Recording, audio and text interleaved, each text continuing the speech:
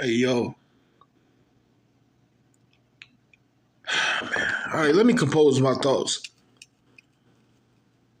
Let me try to gain my bearings. I don't know, y'all.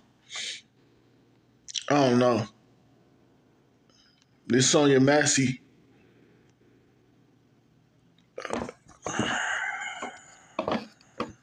You know, sometimes you just sometimes you just don't have the words. Right now, I don't have the words. I'm on this camera because I want to talk about it, but I really can't rationalize this. You told her to turn off the water, but you told her to. You spoke about obviously the pot's boiling. You say you don't want the house to burn down, but yet and still, you draw your firearm. You draw your firearm and discharge it on an innocent woman. See, you got to meet the police at the front door, and you got to keep them there. If they don't have no warrant, why you letting them in? If they have a warrant, you still let them arrest you outside. Don't let nobody in your house. It's your safe haven for a reason.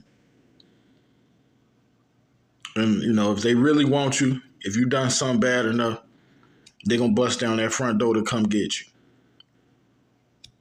For real. Walter Lee Hampton said that, on his channel or whatever. And it's the truth. And also, speaking to my African American people out there, if you feel like you in a situation where you got no choice but to call the police,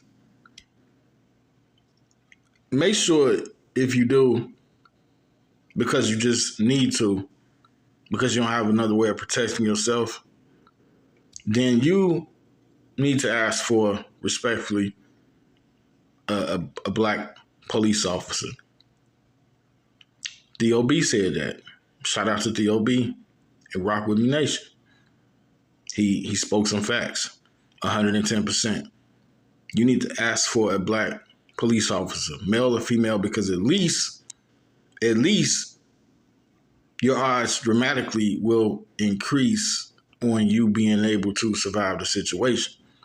Now, I'm not here to say that there aren't the Caucasian officers that will just come to unalive you like this one did. I'm not saying that they all will come to unalive you like this particular police officer did, or should I say deputy did with Sonya Massey. See, I shed a tear out the gate with the video because it's hurtful, it's painful. It triggers the past situations of them treating us worse than hogs. They treat us worse than hogs. And it's like it's never going to end. It's never going to stop. You think of George Floyd. Instantly, I think of Sandra Bland. If Jeffrey Epstein, I'm going to leave it alone. But I'm going to say this. Sandra Bland should still be here. You think of Trayvon Martin. Some of it goes deeper.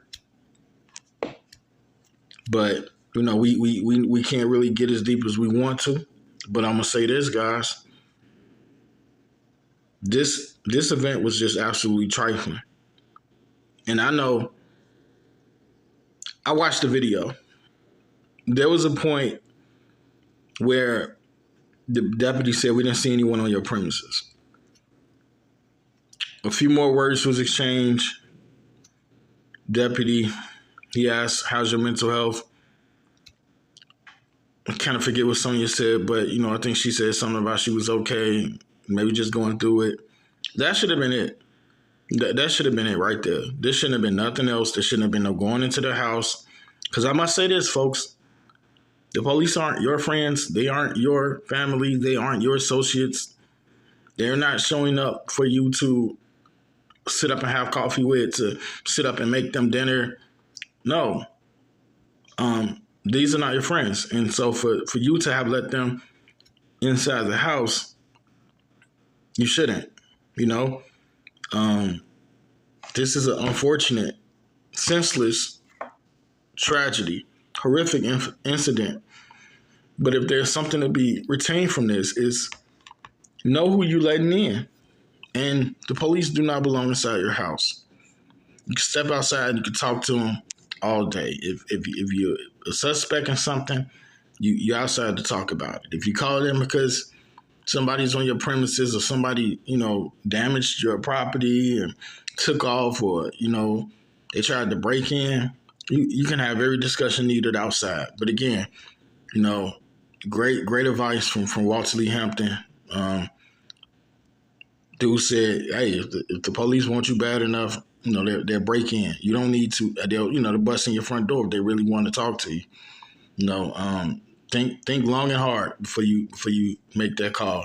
I know that sometimes dramatic situations call for dramatic measures. You get desperate measures. You got to make a quick hair trigger decision. But just be mindful of who you calling. And what could happen, because this should have never fucking happened. This shit should have never fucking happened. And no matter how much we talk about it, no matter how much we as African Americans discuss it, it seems like these stories just keep happening. I think back to LaTanya Haggerty, shot because they thought her cell phone was a firearm. And there's so many stories, so many names, and I just at the end of the day, folks, heartaching and heartbreaking. Shedding a tear as I started the video, because they didn't have to fucking do it. They didn't have to discharge their gun. But again, they look at us like hogs. They look at us as lower than hogs. They wouldn't discharge that weapon against someone of their same nationality. They wouldn't. They wouldn't do it. And I'm just torn, because I'm somebody that knows about mental health issues, and sometimes you want to call for help. But guys, if you need to call for help, you need to make sure that you call the hotline, or you need to make sure that you get somebody to take you, or you drive yourself to the hospital for help. Because when you call up the authorities for help, in this instance, she called because she heard a prowler. But I'm just saying, there could be people that's calling. There have been people that have called because they've been going through mental episodes. And again, department to department, city to city, state to state.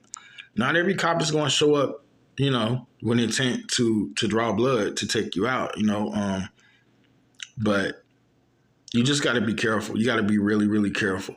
And you got to know how to handle a situation, how to diffuse things, whether you're the officer, or the person that's being stopped, or, calling for help. As I close the video, Sonya said, I rebuke you in the name of Jesus. And what happened next was so tragic. And, all along, I can't fathom how this turned out like it did. Prayers up for the Massey family, for her kids. I'm just so sick of this. I'm just so sick of it. I'm just so tired of it. My black people, I love y'all. Sometimes we do each other wrong, but I love y'all. We have to handle this better. We gotta handle ourselves better, and we gotta know who's an ally and who's a foe. Like, for real, because this is a spiritual war. It's a holy war, and demons are here, and they walk this earth amongst us. So be careful, y'all. I just wanted to drop this, share my thoughts. Peace.